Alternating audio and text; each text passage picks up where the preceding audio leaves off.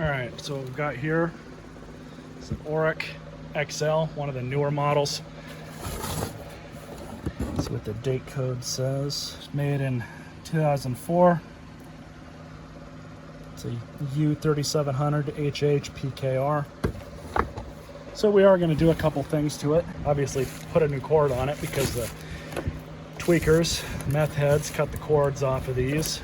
So we also need a new screw there, as well as a new cord that I mentioned. So we'll start with the cord, just because we don't yet know if this thing works or not. So we're just going to undo the grip here.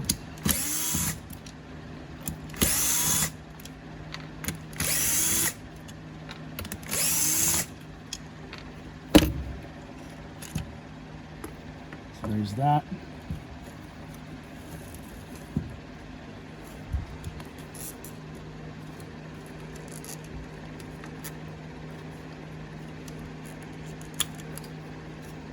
That out,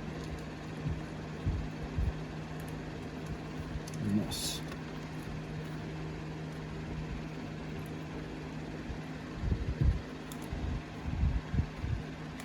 So here's the stress relief, and let's see, so we are going to need this little guy, which is already on there. Bring this back just a little bit.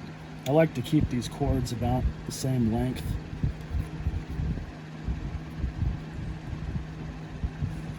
So we'll pull it off back here, and then I am going to have to cut it.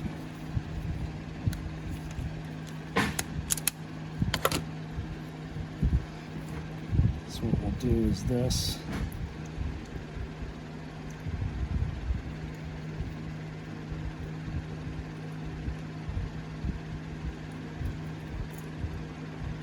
It's on.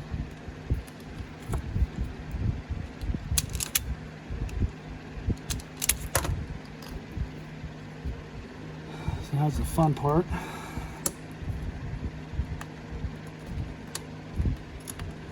That worked out surprisingly well. So now we got to carefully get this thing back onto the machine. Make sure everything's still lining up. There we go.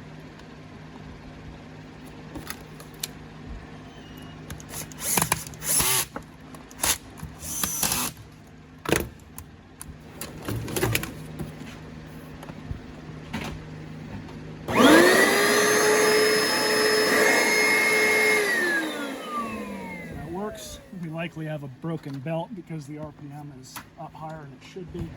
Now normally on these, it's very cost effective to change out the brush rolls. The brush rolls are cheap.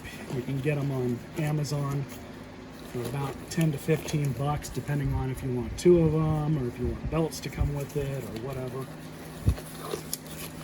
We're going to replace the brush roll. I have a brand new one that I've had on hand for a little while now, as well as change out a belt.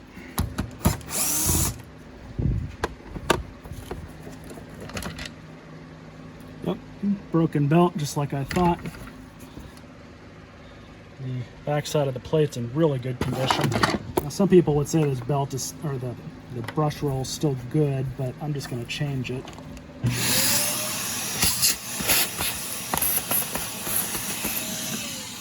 So due to the belt being burned up, we have a bunch of leftover debris on the motor shaft. So we're going to clean that off.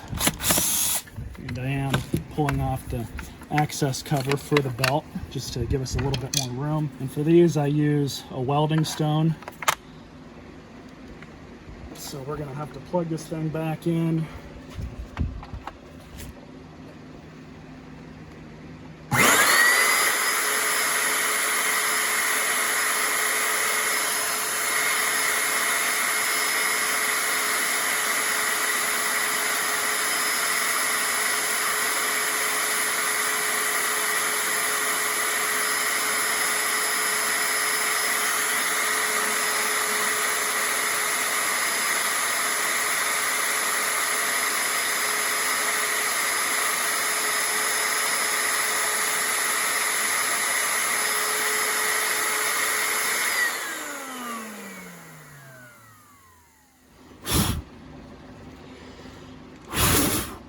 So grab the belt.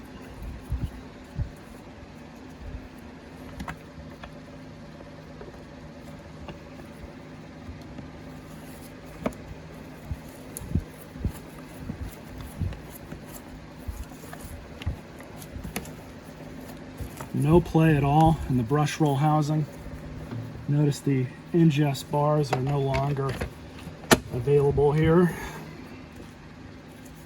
So we're just gonna put these back down. The squeegee is still in good condition.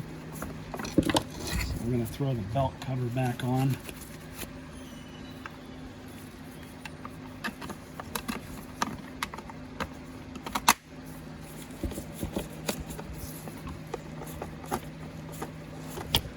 So now I just have to find the right size screw for the handle. So I don't have any new bags here. So I'm just going to pull this one out and throw it away.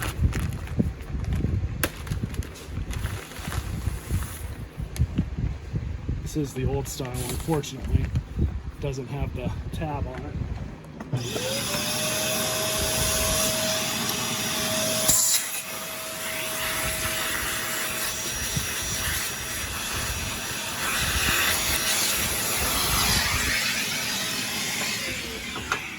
All right, so here we are back at the house. I'm just gonna try and stick this new bag in.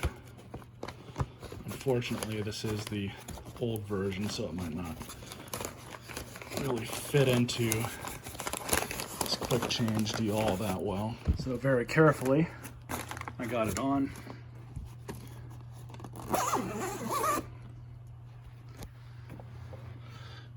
So what I have here are some LED bulbs.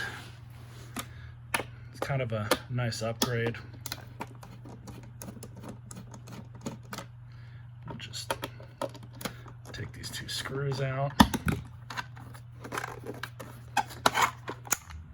Okay, two bulbs.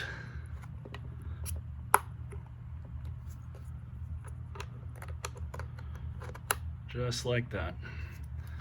Put this back on, just cinch the screws back down. All right, so plugged in with the new cord. Now I'm not gonna vacuum too much with this because I'm gonna save the rest of it for the sanitaire right there. But we're just gonna turn this on, see how everything looks, see how the lights look. Let's get started.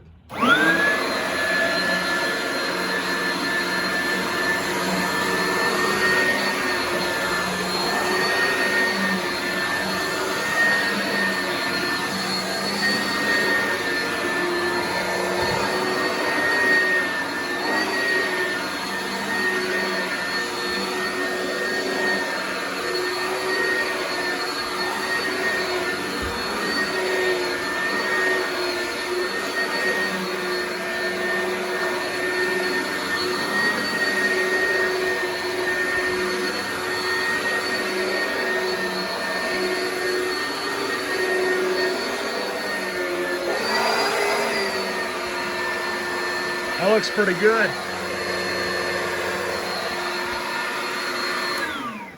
It's crazy how just some simple LED bulbs will make this vacuum look a lot more modern, so to speak. I mean, it's only 16 years old. It's a 2004 model, but still, those amber light bulbs, I mean, they definitely have their place, but the LEDs sure make it look a little bit better, at least as far as my opinion goes. So I hope you guys enjoyed this video, and stay tuned for more vac vids and all sorts of other things.